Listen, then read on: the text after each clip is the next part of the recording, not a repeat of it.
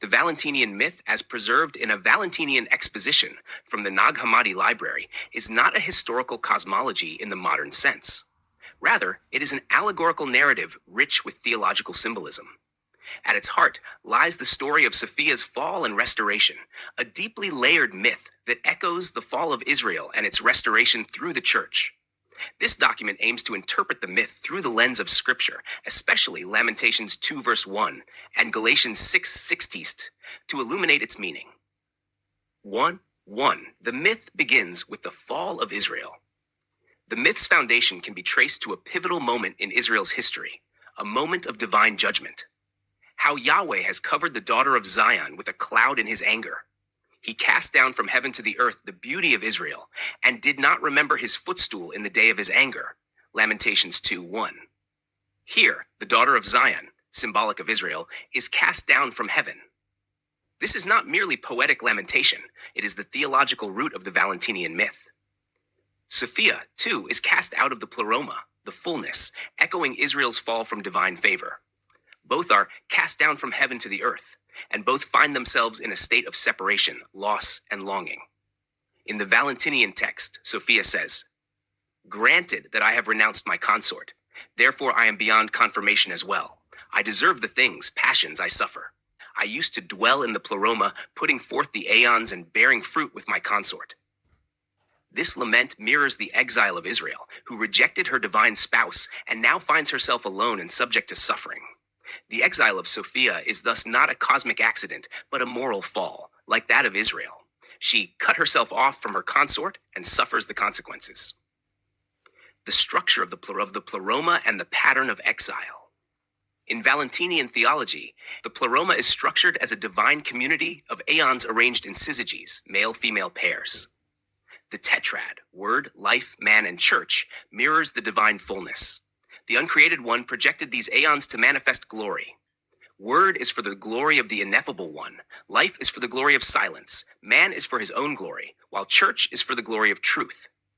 When Sophia acted alone, outside the bounds of her syzygy, she disrupted this harmony. This breach parallels Israel's disobedience, acting without the guidance of Yahweh, forming unholy alliances, and breaking covenant. 3. Sophia's suffering and the creation of the natural world. After Sophia's descent, her passions became the raw materials of the world. Jesus contrived a creature of this sort and made it of the seeds while Sophia worked with him. He descended and brought forth that pleroma of aeons which are in that place. The creature is a shadow of pre-existing things. The natural world, then, is the result of divine intervention in response to Sophia's fall. It is not the original pleroma, but a realm shaped from seeds without form. The world reflects the consequences of disunity and exile, but also the hope of restoration. The role of Jesus and the restoration of Sophia. Jesus is sent from the pleroma to bring restoration. These, for their part, sent Christ forth to establish her, just as they were established before her descent. Since it is a perfect form that should ascend into the pleroma, he did not at all want to consent to the suffering, since her correction will not occur through anyone except her own Son, whose alone is the fullness of divinity.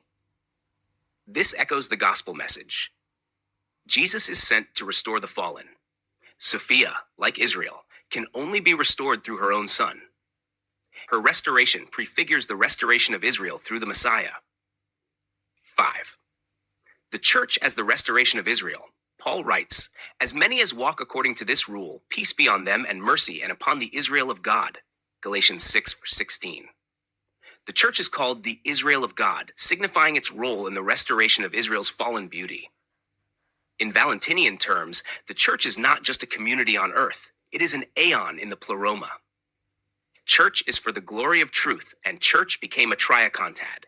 Thus, the church is the spiritual reconstitution of Israel, restored to glory through union with her heavenly consort, Christ.